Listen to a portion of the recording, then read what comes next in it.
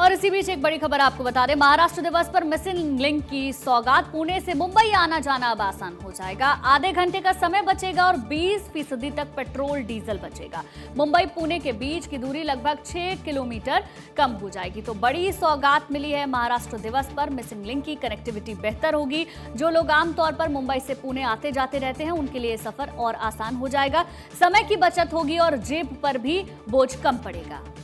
तो बिल्कुल आपको जानकारी दे दें कि आधे घंटे का समय और 20% तक पेट्रोल डीजल में राहत आपको मिलेगी। मुंबई पुणे के बीच की दूरी लगभग 6 किलोमीटर कम यहां पर बताई जा रही कि हो जाएगी। तो तस्वीर भी आप देख रहे हैं उद्घाटन के समय की, समय आप देख सकते हैं साफ तौर पर। और आपको मालूम है कि मुंबई जैसा शहर किस तरीके से लोगों को 1-2 किलोमीटर का ही अगर सफ़र करना होता है तो उन्हें घंटों रास्ते में बिताने पड़ते हैं। और ऐसे में अगर पुणे जाना हो तो आपके लिए एक बड़ी सौगात है।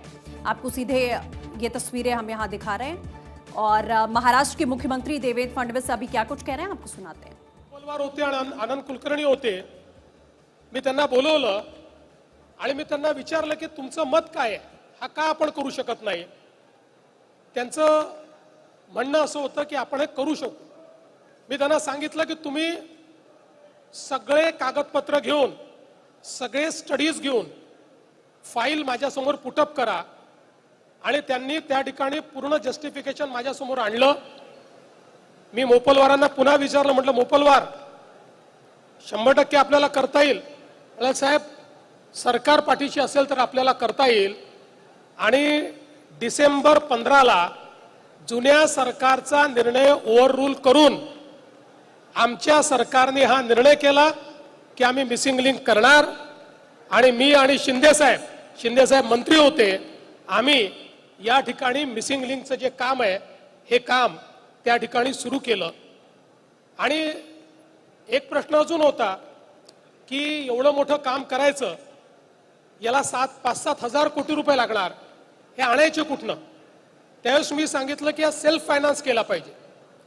आणि मग हा निर्णय आम्ही केला की याची सगळी इक्विटी ही मुंबई पुणे एक्सप्रेसवेच्या टोलमधनं आपल्याला मिळू शकते।